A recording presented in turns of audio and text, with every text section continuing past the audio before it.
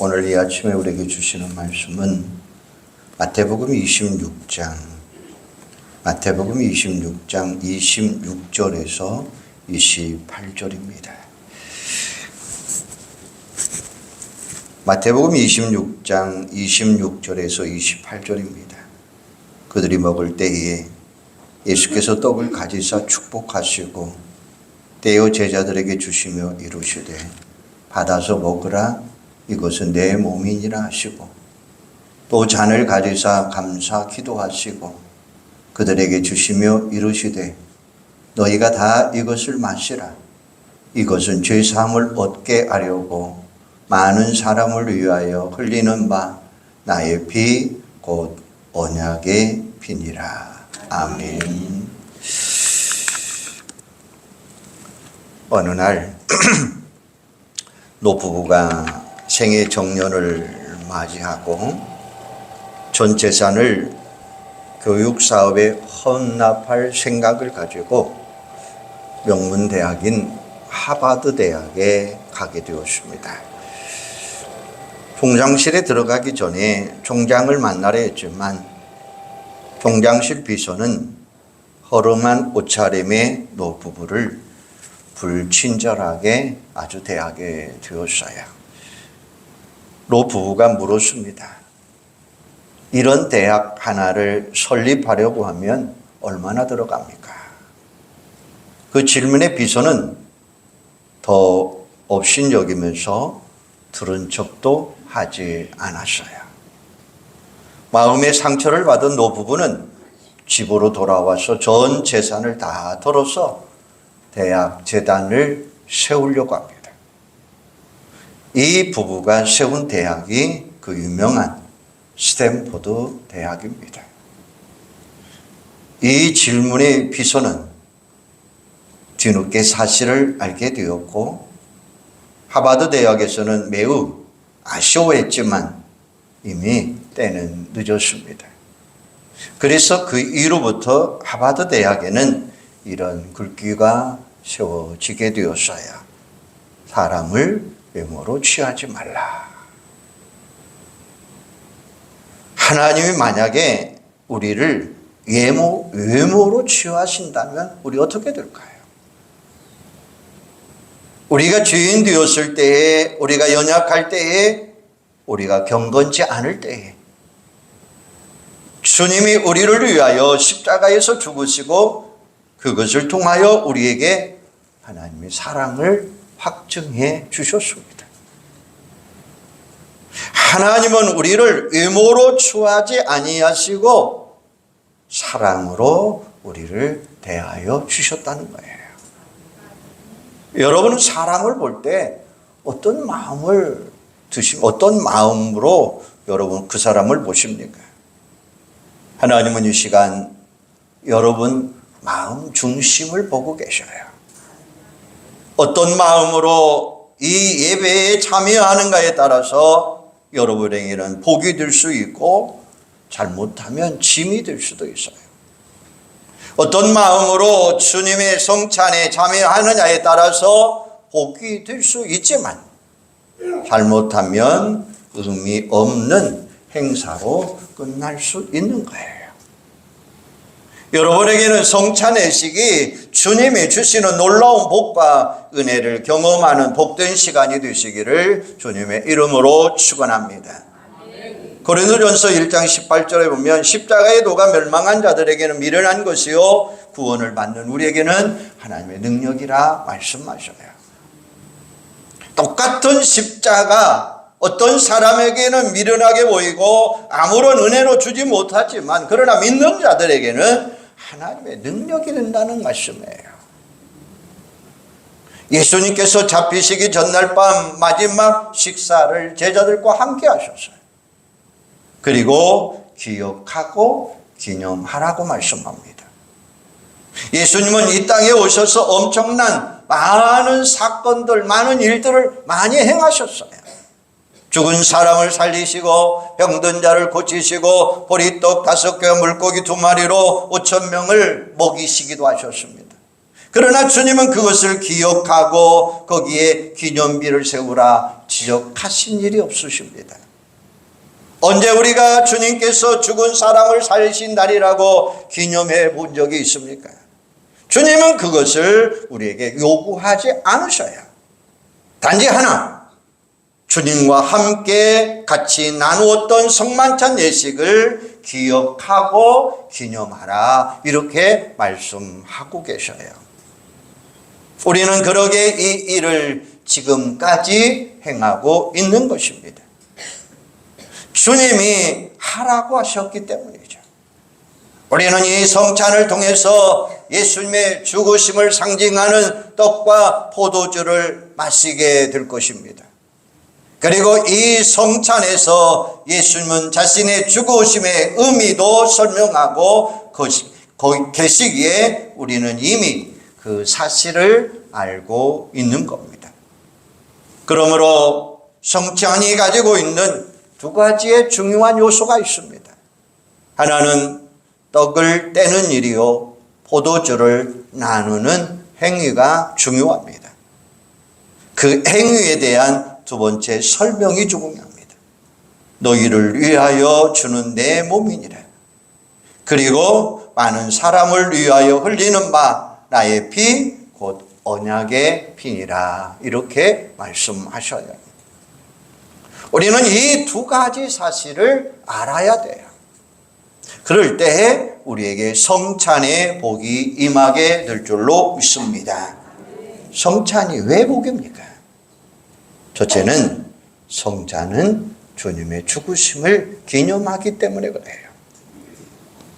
노르웨이 어느 시골 마을 교회에 종탑에 어린 양의 조각이 세워져 있습니다.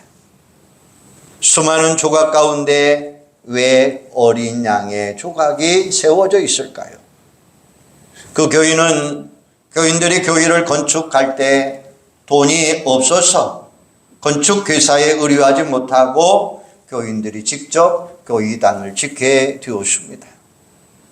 교인들은 기쁘고 감사한 마음으로 교회를 건축하고 거의 다 끝나갈 즈음에 한 교인이 종탑에 올라갔다가 그만 실수로 떨어지고 말았습니다. 모두 다 이 사람은 죽었거니라고 생각을 했습니다. 그런데 마침 그 아래에 지나가는 양떼 위에 이 사람이 떨어지게 된 거예요. 양 한 마리가 죽고 대신 그 사람은 살아날 수 있었다는 것입니다. 우리는 신분상 다 죄인입니다. 마땅히 죽어야 됩니다. 그러나 우리가 죽어야 할 것을 우리 예수님이 대신 죽으셨습니다. 그래서 우리가 대신 살아난 거죠. 이것은 놀라운 사랑이 아닐 수가 없습니다. 이 증거가 바로 십자가입니다. 사도 바울은 자신을 자랑할 이유가 많았습니다. 자신의 가문과 학문과 그리고 행한 일들이었습니다. 그러나 사도 바울은 그러한 일들을 자랑하지 않았어요. 단 하나, 예수 그리스도의 십자가만을 그가 자랑했다고 하는 사실이죠. 왜냐하면 그것은 자신을 살게 한, 새 생명을 얻게 한 주님의 사랑이었기 때문입니다. 하나님이 세상을 이처럼 사랑하사 독생자를 주셨으니 이는 그를 믿는 자마다 멸망하지 아니하고 영생을 얻게 하려 하심이라 라고 말씀하십니다. 예수님의 십자가의 죽음은 하나님의 사랑의 증거라고 하는 말씀이죠. 우리를 멸망에서 영원한 영생으로 인도하신 주님의 사랑입니다. 그러므로 우리에게는 하나님이 존재가 없고 하나님의 사랑만이 우리에게 있습니다. 우리는 죄인이 아니라 의인이고 우리는 노예가 아니라 자유자입니다. 이런 사실을 생각할 때에 감사하지 않을 수가 없는 거예요. 예수님의 죽으심으로 살아난 인생, 그러므로 나는 내가 아닙니다. 이런 것을 생각할 때마다 감사와 감격을 하지 않을 수가 없는 거예요. 참으로 가치 있는 인생입니다. 그 자체만 봐도 우리는 귀하게 여기고 감사하게 여겨져야 될 줄로 믿습니다. 그러나 하나님은 여기에서 끝나지 아니하시고 우리를 하나님의 자녀 되게 하셨고 천국 백성으로 인쳐주셨다는 사실이에요. 그리고 성령 안에 살아가는 하나님의 성전으로 우리를 인정해 주셨다는 사실입니다. 얼마나 감사한 일입니까? 그러기에 사도 바울은 이 일에 감사해서 늘 성도들에게 인사할 때 하나님의 은혜와 평강이 있을지어다 라고 말씀하고 계십니다. 평강은 주님이 함께 하심이고 은혜는 하나님의 선물입니다. 선물은 선물이 가지고 있는 그 액수의 가치에 있는 게 아니죠. 주신 분의 마음 그 속에 담겨져 있는 겁니다. 예수 그리스도를 통하여 우리에게 구원이라는 은혜를 선물로 주셨고 그 속에 하나님의 마음이 있다는 사실을 읽으시기를 바랍니다. 엄마는 아이에게 무엇을 먹일까 고민합니다. 뱃속에 있을 때부터 아이에게 무엇을 먹여야 튼튼할까 고민하고 음식을 가리기까지 합니다. 아이가 세상에 태어나면 어떤 우유를 먹여야 될까 생각하고 이 의사 저 의사를 알아보면서 결정을 합니다. 왜냐하면 세상에 태어나는 아이를 향한 부모의 계획이기 때문이죠. 그래서 아이가 크면 어느 학교에 보내야 될 것인가를 생각하면서 유치원, 초, 중고, 대학까지 과정을 거치게 됩니다. 하물며 하나님이 이 세상에 다시 태어나가 했을 때에 우리를 향하신 하나님의 계획이 없을까요? 있습니다. 주님께서 나를 부르시고 거룩하게 하시고 영화롭게 하는 자리까지 이르게 될 줄로 믿습니다. 하나님의 은혜가 있다고 하는 이야기는 하나님의 계획이 당신 속에 있다는 말씀이에요. 비록 종의 신분이라 할지라도 하나님의 계획만 가지고 있으면 이 자리에서 더 높은 자리까지 인도해 주시겠다는 말씀이죠. 비록 고난의 자리에 있다 할지라도 주님의 계획이 있기에 여기에 머물러 있지 아니하시고 더 높은 곳까지 우리를 인도해 주신다는 사실입니다. 여러분, 세상이 나 자신이 나를 어떻게 볼지는 몰라도 하나님은 나를 귀하게 보시고 나에게 대한 하나님의 계획이 있다는 사실을 기억하면서 감사하는 여러분들이 되기를 주님의 이름으로 축원합니다. 내가 원하는 일이 다 되지 않는다라고 속상해하지 마시기를 바랍니다. 주님은 나보다 나를 더 잘 아시는 분이십니다. 그리고 내게 어떤 것이 복된 것인가를 너무나 잘 알고 계시는 분이십니다. 우리는 주님의 십자가의 죽으심을 생각하고 나를 향하신 하나님의 계획을 바라보시면서 그 안에 소망을 두고 믿음을 가지고 살아가는 하나님의 은혜가 여러분에게 이루기를 주님의 이름으로 축원합니다. 두 번째 성찬은 언약의 피이기 때문에 그렇습니다. 다시 아시는 것처럼 이스라엘 백성들이 애굽에서 나와 시내산에 인도함을 받습니다. 하나님께서 출애굽 19장에서 시내산에서 내려와서 20장까지 말씀하십니다. 나는 애굽 땅 종 되었던 곳에서 너희를 이끌어내신 하나님이라 라고 말씀하십니다.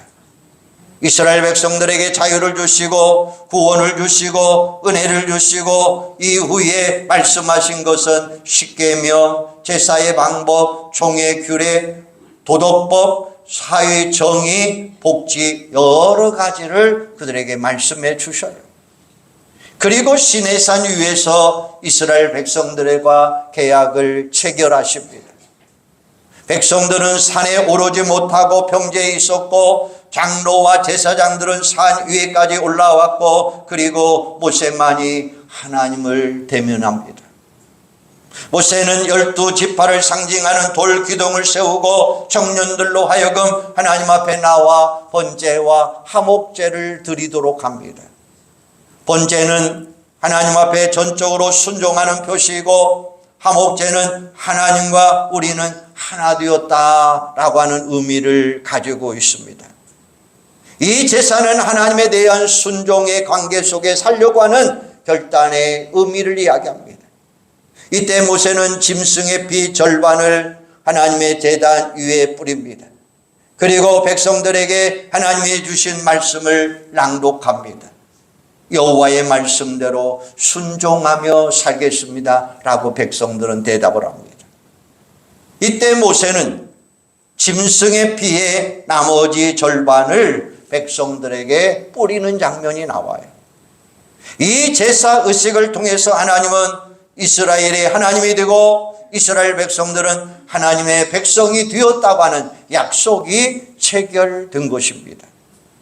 오늘 이 시간 하나님은 모세가 행했던 것처럼 자신의 피 흘림으로 제자들을 하나님의 나라 백성으로 삼으셨다는 것을 우리에게 가르쳐 주고 있습니다.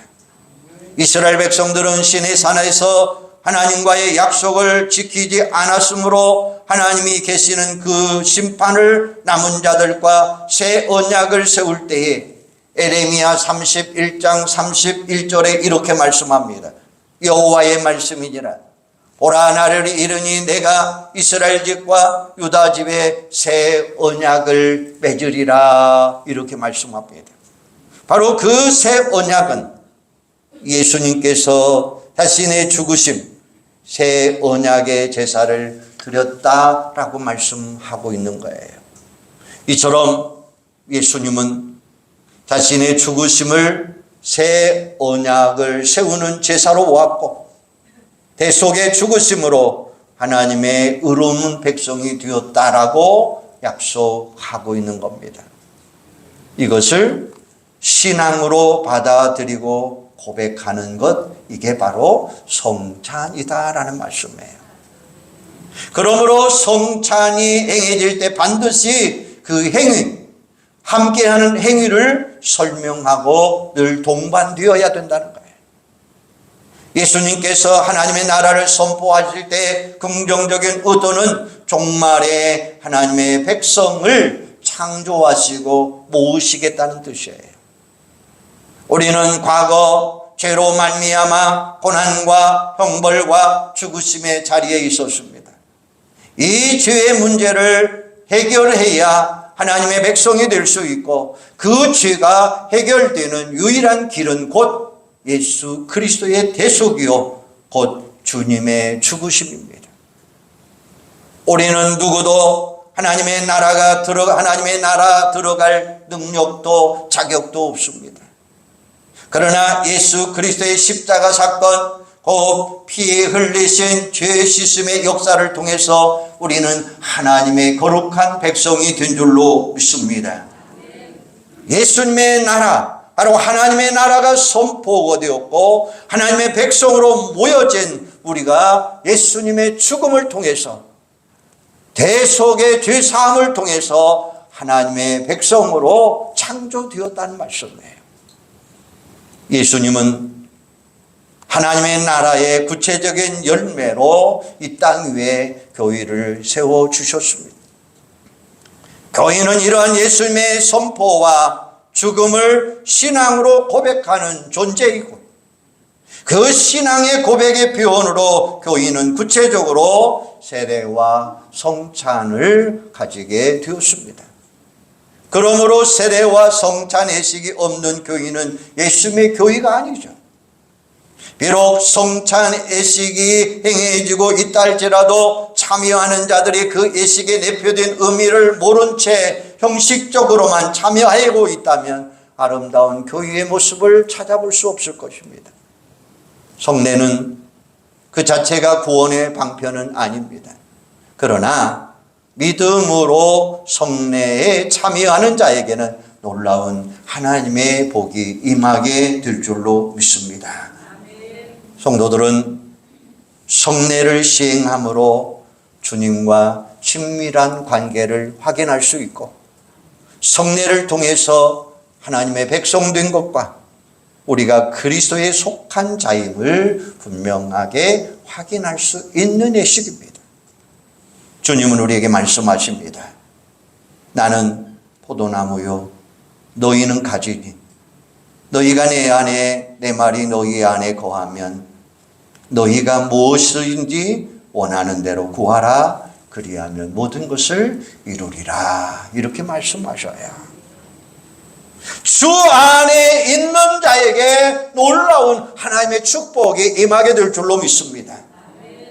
여러분 의미를 바로 알고 성찬에 참여해야 돼요. 그래야 복의 은혜가 우리에게 임할 수 있습니다.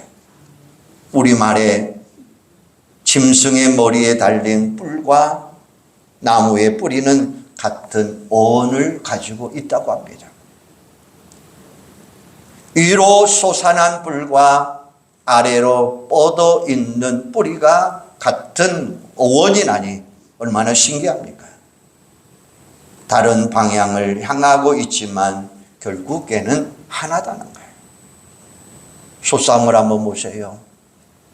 소들이 싸울 때에 뿔이 부러지는 것을 본 적은 있어도 뿔이 뽑히는 것은 본 적이 없어요. 왜냐하면 뿔은 깊이 박혀 있었기 때문이에요. 우리 신앙생활은 어떻습니까? 너무나 보이는 것, 겉으로 나타난 것이 전부인 것처럼 생각할 때가 많아요. 누가 높은가, 누가 공부 잘했는가, 누가 많이 가지고 있는가를 우리는 판단할 때가 너무나 많습니다. 신앙인도 마찬가지입니다. 직분이 뭔가, 누가 나를 알아주느냐, 교인이 몇 명이냐, 얼마의 재산을 가지고 있느냐, 이것이 목회의 성공의 기준이 되는 것처럼 성공한 교회의 기준으로 여길 수 있다는 거예요. 어느 정도는 맞지만 그러나 나무는 높이 자란 만큼 아래로 깊이 뿌리를 내리게 돼요. 그렇지 않으면 쓰러질 수밖에 없는 거죠. 우리의 신앙도 뿔만큼이나 뿌리도 아주 중요한 것입니다. 성찬에 참여하는 뿌리의 중요성을 우리에게 강조하고 있습니다.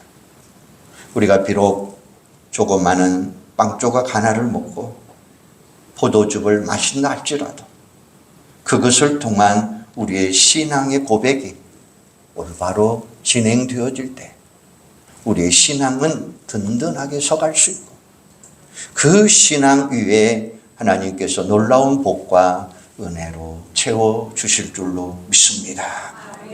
오늘 성찬의 은혜가 우리 모두에게 충만하게 임하는 여러분들이 되기를 주님의 이름으로 축원합니다. 기도하겠습니다. 하나님 은혜와 사랑 감사합니다. 우리는 성찬의 복을 누리며 살아가게 하여 주시옵소서. 성찬은 예수님의 죽으심을 기념합니다. 우리는 신분상 다 주인이었고 마땅히 죽어야 할 자들입니다. 그러나 우리가 죽어야 할 것을 예수님이 대신 죽으셨습니다. 그래서 우리가 다시 살아날 수 있습니다. 아버지 하나님, 오늘은 우리는 그 십자가를 통해서 그 사랑에 다시 한번 감격하는 저희들이 되게 하여 주시옵소서. 성찬은 언약의 피라고 하는 사실입니다. 아버지 하나님, 그 성찬을 통해서 새 언약을 통해서 예수님께서 자신이 죽으심으로 인해서 새 언약의 제사를 드렸고 예수님은 자신의 죽으심을 통해서 새 언약을 세우시고 대속의 죽음을 통해서 하나님의 의로운 백성이 된 것을 우리에게 말씀해 주셨습니다. 우리는 하나님의 백성으로서 예수님의 죽으심과 죄사함의 대속함을 통해서 하나님의 백성 된 것을 다시 한번 감사하며 영광 돌리는 저희들이 되도록 주여 도와 주시옵소서. 주님, 이 성찬을 통해서 다시 한번 우리 예수님의 피와 몸과 피를 다시 한번 생각하며 주님 앞에 영광 나타나는 축복의 시간이 될 수 있도록 도우시고, 우리 신앙의 고백을 통해서 아름답고 든든히 세워지게 하시고, 그 신앙 위에 하나님의 놀라운 복과 은혜를 체험하는 저희들이 되도록 역사하여 주시옵소서. 예수님의 이름으로 기도하옵나이다. 아멘.